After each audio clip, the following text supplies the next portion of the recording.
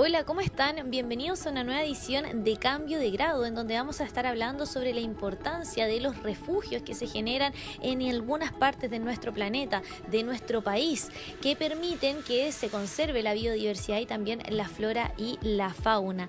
Por lo mismo es que nos encontramos acá con Patricio Pliskov, que nos va a estar comentando mucho más allá en profundidad de un estudio que él genera en Zapallar. Hola Patricio, ¿cómo estás?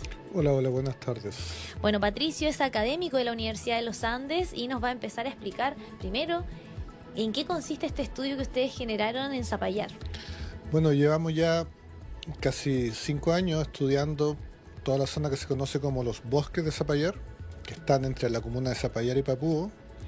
Entonces es una cadena de cerros de la cordillera de la costa que está hacia la costa, hacia el mar, y que es como un micro mundo de Chile central.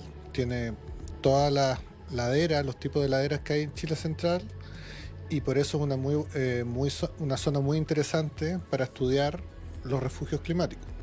¿En qué consiste un refugio climático para la gente que lo entienda en su casa? Un refugio climático es una zona que solamente por el atributo de dónde está, de su ubicación, permite aminorar los impactos del cambio climático.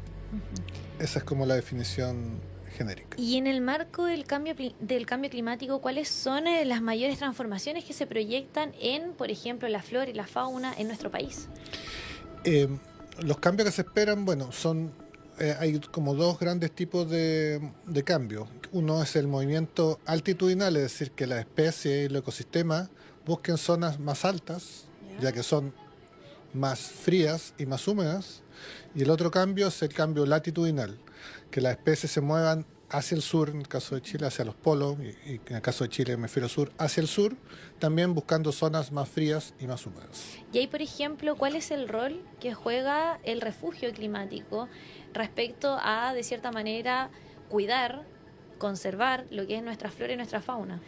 Es clave porque estos refugios, solamente por el hecho de su ubicación, por ejemplo, que es lo que estudiamos nosotros, disminuyen las temperaturas generales. Entonces, esa disminución de las temperaturas permite mantener poblaciones o individuos de especies que, bajo las condiciones actuales de cambio climático, podrían estar perjudicadas. Patricio, y bueno, este estudio se centró en Zapallar, pero no es el único lugar que tiene un refugio climático. Si me puedes contar un poco de eso. No, para nada. También hemos estudiado como una escala más gruesa a nivel de todo Chile continental la distribución de estos refugios, y lo que hemos identificado en general, los refugios se concentran en las zonas precordilleranas, en las zonas costeras del norte, también en la zona, por ejemplo, en Patagonia, en Chiloé continental, en la zona interior de Aysén. Hay zonas específicas en que se concentra el mayor número de estos refugios, que está asociado directamente como a la diversidad del relieve. Entonces estas zonas tienen estos atributos y actúan como refugio para las especies. ¿Y cuál es la importancia de poder identificarlos? Porque claro, este estudio está basado en Zapallar, pero como tú mencionas, hay más refugios climáticos en nuestro país. ¿Y cuál es la relevancia que tiene poder identificarlos, conocerlos, estudiarlos? La relevancia que tiene que esto en general son zonas como bien acotadas, bien pequeñas en términos de superficie. ¿Ya? Y por lo tanto sería mucho más posible, mucho más factible, ese es el concepto, transformarlo en un área de protección, que grandes zonas del territorio que sabemos que en Chile ya casi no hay disponible, especialmente en términos de tierras fiscales públicas. Claro. Entonces estos refugios, al ser zonas súper acotadas, potencialmente tienen más factibilidad de incorporarse a la red de áreas protegidas del país, transformándose en algún tipo de categoría de protección. Y ahí, por ejemplo, ¿cuál es la relevancia que tiene el relieve para que sean refugios climáticos? Es clave porque el tipo de refugio que nosotros estudiamos está asociado principalmente al relieve, por ejemplo, las zonas de quebradas, a las zonas de ladera sur, que son aquí en el caso de Chile, en el hemisferio sur, las que tienen menos radiación solar. Entonces, el relieve no solamente genera este tipo de zonas, sino que también actúa como un moderador de las temperaturas, que específicamente es lo que estudiamos, que buscamos zonas en que haya la menor amplitud térmica, la menor amplitud de las temperaturas. Y el relieve permite eso. Patricio, y en tema de extensión, ¿cuánto es aproximadamente lo que se considera como este refugio climático en Zapallar? Eso es súper como escala dependiente. En el fondo Ya. depende del tipo de análisis que uno quiera. Todas las zonas de los bosques zapallar son alrededor de 8.000 hectáreas. Ya. Pero uno puede identificar Que eh, son más. zonas mucho más pequeñas, van en el fondo en el foco que uno se quiere interesar. Por Claro, ejemplo, hay alguna quebrada puntual, alguna ladera que puede ser muy clave para mantener alguna especie, podemos estar hablando de menos de una hectárea o claro. de metros Y cuadrados, también va a depender del tipo de especies que se generan. completamente. Y ahí, por ejemplo, ¿cuáles son las especies que encontramos en Zapallar, tanto de flora y de fauna? Bueno, en flora hay una gran diversidad de especies de flora, también hay diversidad de mamíferos, diversidad de insectos, de funga también, de hongos. Y en términos de plantas, los árboles nativos más característicos está la presencia, por ejemplo, del belloto, el belloto del norte, peumo, boldos, también está el molle, que es un árbol que solamente que está presente en la zona costera de Chile central. Entonces, hay varias especies arbóreas que son muy características de este tipo de bosque que es alimentado por neblina, por Que la son nube costera. finalmente los bosques esclerófilos, pero a la gente, ¿cómo se lo explicamos? Bueno, bosque esclerófilo se refiere a que son un tipo que son especies vegetales que tienen un tipo de hoja dura, que son coriáceas, por eso que son hojas muy duras, y por eso se llama, se puede haber bosque o matorral también Ya. esclerófilo, con presencia de arbustos. Pero en estas zonas específicas, que son por ejemplo de la ladera sur o en quebradas, se desarrolla un bosque que presenta árboles de mucho mayor tamaño, como el belloto, o también por ejemplo el olivillo, otra especie, que, que son como pequeños, que son súper acotados espacialmente y son un hábitat de muchas especies que están solamente asociados a ese lugar en particular. Y respecto a la fauna, ¿qué podemos Bueno, encontrar? por ejemplo, especies de felinos, la huiña, que es el felino más pequeño que hay en Sudamérica. Es una especie que hemos ya, a través de cámaras trampas, tenemos muy bien identificado su movimiento, el gato colocolo, un gato un poco mayor tamaño, zorro culpeo, también chingue. eh, Eso en términos mamíferos, pero por ejemplo en términos de insectos, Hay varios también. también hay muchas especies de insectos asociados, como la madre de la culebra, que el coleóptero, este tipo de escarabajo más grande que hay en Chile. Hay una gran diversidad. Y ahí, por ejemplo, ¿cómo ustedes pudieron llevar a cabo este estudio? Porque por lo que yo estaba leyendo, fueron varios años. Si me puedes contar en el procedimiento, cómo fue el realizarlo. Claro. Lo principal, y lo que hemos continuado, como partimos, en fondo generamos una base de información Claro. a través de colectas de flora, de vegetación, pero lo más clave hemos instalado una red de sensores microclimáticos. Ya. 100 sensores en toda esta área, en todos los tipos de ladera, que son la norte, sur, este y oeste. Hemos distribuido estos 100 sensores microclimáticos que nos permiten caracterizar la variación de las temperaturas y de la humedad del suelo con mucho detalle. Y la gracia es que esos sensores los instalamos alrededor de 3 años y por las baterías, duran 10 años. Ah, En el un fondo nos montón. quedan 7 años Claro. más de datos cada 15 minutos de la temperatura a distintos niveles, sobre el suelo, a ras de suelo y bajo el suelo. ¿Y eso cómo lo van procesando? ¿Lo van viendo todos los días, mensualmente, semanalmente? Hay que ir, igual como logísticamente cuesta mucho ir Claro. volver a los 100 sensores, entonces hemos definido como épocas del año Ya. en que vamos y Los datos. recabamos la información de la mayor cantidad de tiempo posible, porque se toman directo desde cada sensor. Y también ahí tú me mencionabas el tema de las cámaras trampa. ¿También se han utilizado para poder Sí, obtener datos? ¿Cómo sí. funcionan? Sí, bueno, hemos instalado 20 cámaras trampa, también asociadas a estas zonas bien particulares de refugio. Y la gracia ahí hay toda una forma de instalarlo que sea como lo más estándar posible para captar distintos tipos de especies, de tamaño, de movimiento. Así que eso también ha sido súper interesante porque se han podido ver y caracterizar. Además, más que ver muchas especies, es la relación con la fauna que no es nativa. Entonces, Ya. esa zona, como está entre medio, hay mucho movimiento de ganado, perros. Entonces, eso hemos podido también como caracterizar cuál es el impacto que tienen los perros, los caballos, las vacas en la presencia de la fauna nativa. Y si pudiéramos sacar una conclusión, ¿cuál sería ese impacto? Bueno, súper claro que cuando las especies nativas en la noche, por ejemplo, son muy abundantes, por ejemplo, está el Parque El Boldo, que es un parque abierto a la gente y también ahí hay movimiento de ganado y hay movimiento de personas. Entonces ya cuando se abre el parque a las 10 de la mañana, por ejemplo, y comienza ya el movimiento, la especie Se disminuye, esconden de claro, cierta disminuye manera, la claro. abundancia y luego más hacia el atardecer hay un contacto, en el fondo vuelven a salir, se va la gente, vuelven a salir la especie nativa, pero se mantiene la especie exótica. Entonces ahí todo hay conflictos súper interesantes de estudiar.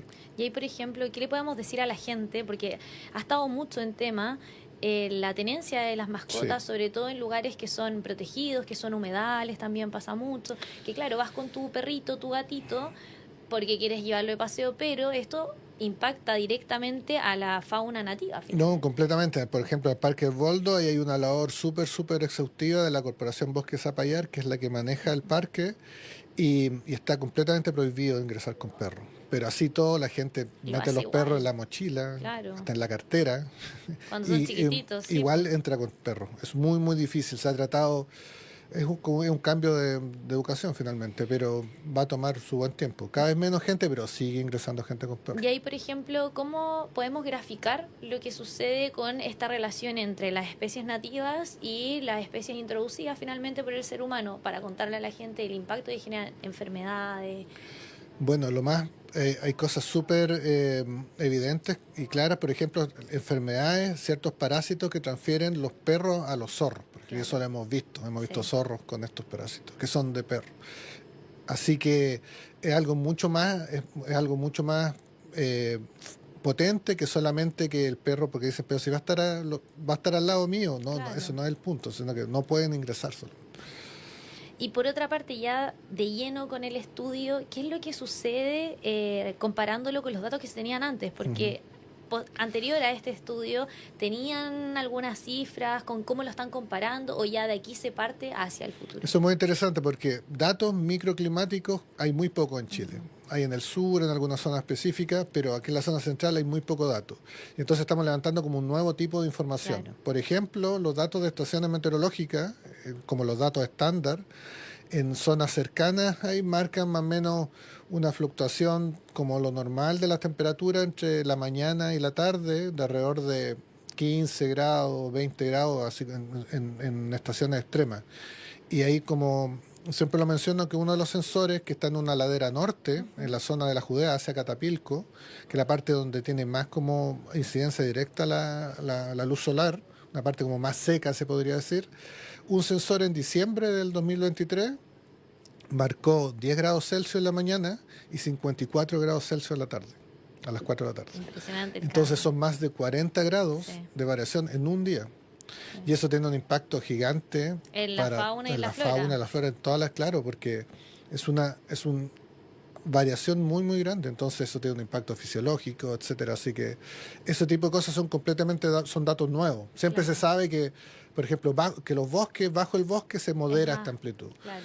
pero, pero el dato mismo no lo teníamos, entonces estamos como trabajando con nueva información que va a ser muy interesante para analizar el resto de las zonas del territorio. Y eso te iba a consultar para el futuro, ¿qué viene? Porque claro, este estudio está centrado en Zapallar, pero la idea es que se amplifique, que se extienda por otros territorios, que también se haga quizás en otras zonas. Sí, ahí hay como, bueno, está el impedimento técnico de que hay que instalar la red, Claro, es la un red de trabajo sensores, importante. claro. Ahí hay algunas zonas del sur que estamos viendo si hay interés para ampliar para repetir el mismo estudio, pero en general ahora estamos enfocados como en tener la serie completa de información. Tenemos estudiantes de doctorado, estudiantes de pregrado, magíster, que puedan analizar estos datos y, y a nivel nacional es tratar de bajar un poco el análisis que es más indirecto, con Ujú. imágenes satélite, con datos espaciales, para tratar de igualarlo a los datos que tenemos a Payar, pero es muy difícil porque, por ejemplo, a nivel nacional estamos trabajando a 100 metros ahora, a 1 kilómetro o a 100 metros, ya con Claro. mucho detalle, pero en Zapallar tenemos datos de satélite del terreno a 50 centímetros. Entonces es mucha la diferencia del detalle que uno puede obtener. Y ahí, ¿qué es lo que está haciendo Chile? Finalmente, el gobierno ¿Hay políticas, ayudas para poder de cierta manera conservar estos refugios climáticos o falta todavía? Sí, no, completamente estamos en un momento muy relevante en términos de la protección de la diversidad en Chile, ya que hay un nuevo servicio, el primer servicio público dedicado exclusivamente a la protección de la diversidad, que el SBAP, el Servicio de Diversidad y Áreas Protegidas, y este servicio está también cambiando la forma en que se protege la diversidad en Chile, con distintas categorías. Ujú. Y se menciona explícitamente en la Estrategia de Cambio Climático y en el Plan Nacional de Adaptación al Cambio Climático a los refugios climáticos como una de las herramientas que podrían complementar las áreas protegidas ya existentes. Así que está todos los elementos dados para ver cómo podemos avanzar en la protección de esta zona. ¿Y cuáles son los desafíos que hay para poder proteger estos refugios climáticos? Bueno, yo creo que el principal desafío es que haya una mejor política pública desde el Estado para incorporar las áreas privadas de conservación, es decir, los sitios con propietarios privados que tengan interés en conservar, en proteger. Claro. Y esa es un poco la factibilidad que da el refugio, que son zonas súper acotadas. Por ejemplo, un propietario, si tiene un terreno grande, puede mantener algún tipo de desarrollo productivo, algún tipo de... Pero que tenga pero que zonas tenga dentro una zona de refugio y que lo proteja. Entonces, para eso hay que generar como nuevos instrumentos para proteger ese tipo de situaciones. Y ahí ustedes, el tema del estudio que hicieron en Zapallar, ¿se guiaron por los que se han hecho en Chiloé, en el sur? ¿Cómo fue un poco maquetear esto? Como término metodológico, claro, como el primer análisis, pero te digo esto como indirecto, solamente con datos espaciales, fue en Patagonia, en Chiloé, Chiloé continental, se fue el primero, pero el de Zapallar es el primero que es como con datos directos. Claro. Datos detallados a partir de información que hemos ido, que solamente surge de ahí, que son la información de los sensores, de las cámaras, de los levantamientos.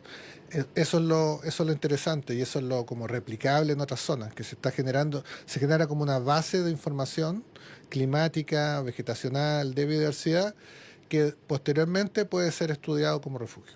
¿Y cuáles fueron las mayores conclusiones que obtuvieron de los datos que sacaron de este estudio en Zapallar? Bueno, los datos principalmente nos muestran esta fluctuación durante el día mucho más amplia de la que teníamos por otro tipo de instrumentos como la estación estándar meteorológica. Claro, se sabía que existía, pero no con esa magnitud Exacto, de distancia. Exacto. Y eso es algo nuevo. Y también es la identificación de estas zonas con menor amplitud térmica, que para eso la única forma de poder identificar esas zonas es teniendo datos diarios.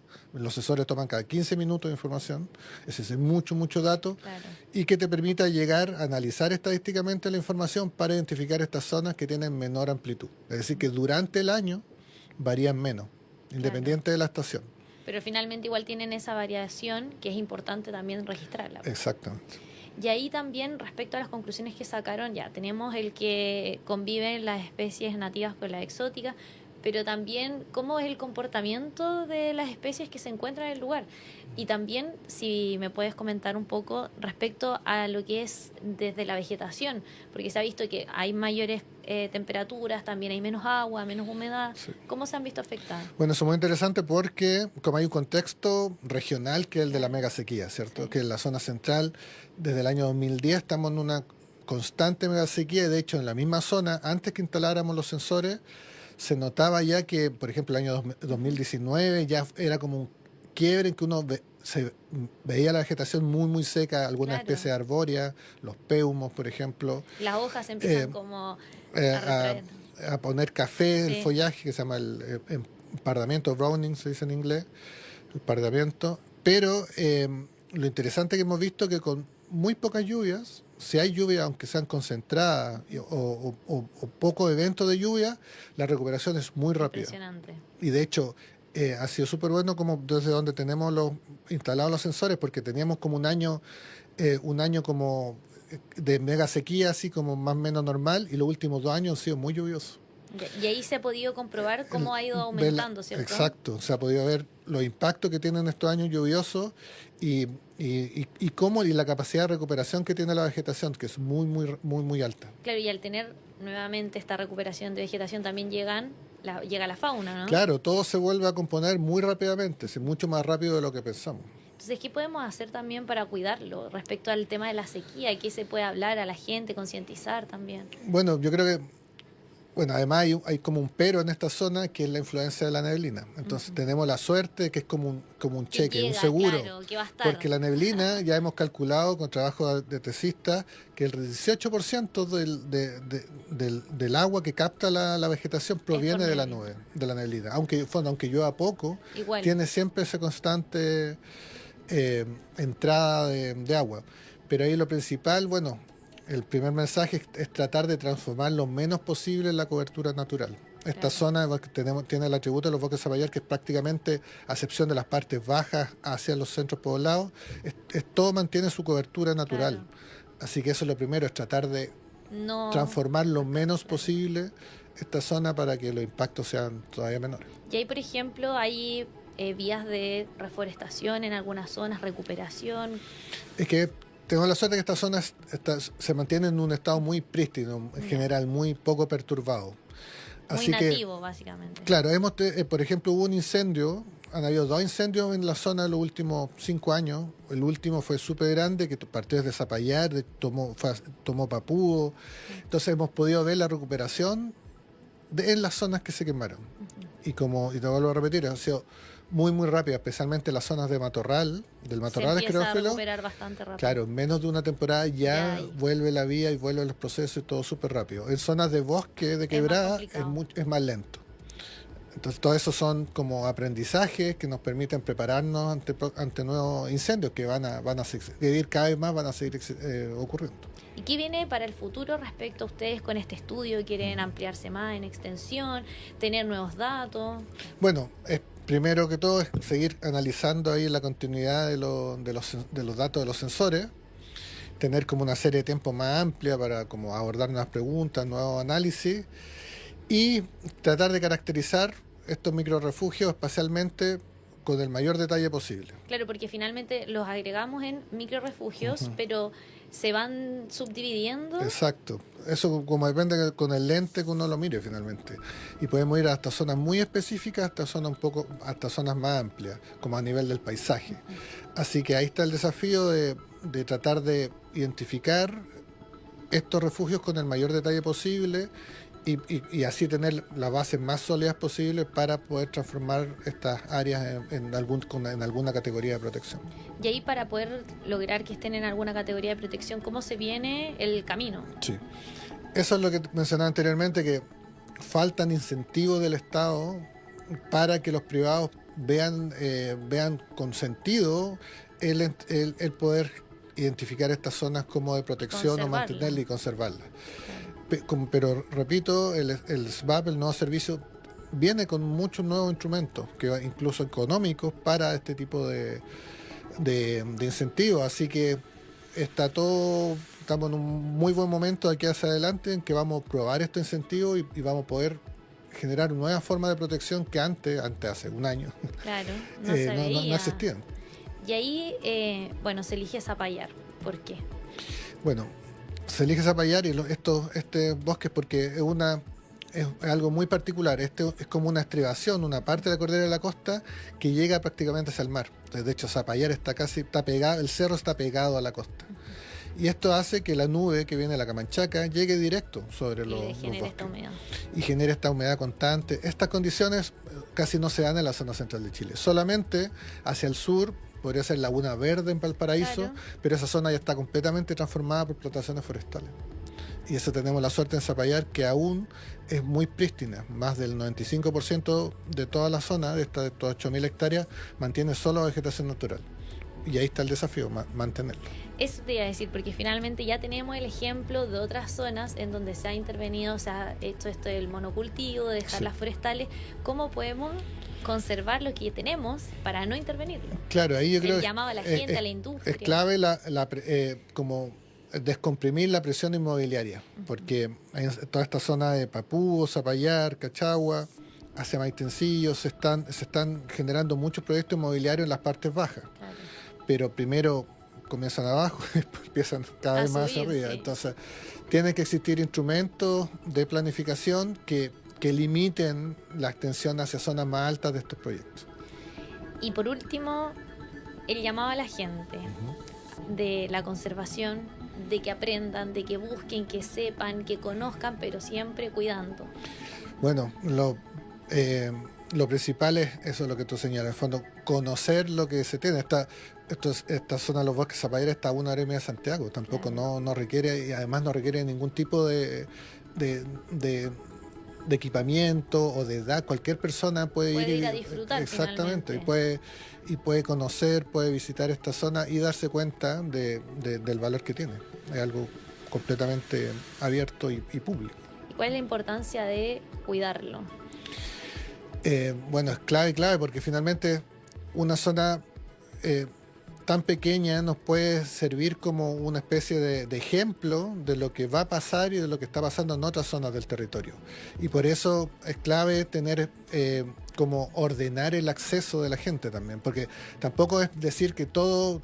también no es correcto pensar que todas las zonas se pueden visitar de cualquier forma. Claro, Por eso, como caminar entre medio, intervenir la fauna. exacto, por eso en el caso del Bosque Zapallar está este parque El Boldo que maneja la Corporación Bosque Zapallar, que Que se se paga una puede, entrada, claro. se paga una entrada, se visita, hay una muy claro, hay una red de sendero y se puede visitar pues, manteniendo las indicaciones, no entrar ni perros, tampoco ni con bicicleta. Es otro que poco se habla, pero también es súper común que la Importante. gente en moto antes entrara ya menos, Sí. pero la gente sigue entrando en bicicleta a las áreas protegidas, al igual que los perros.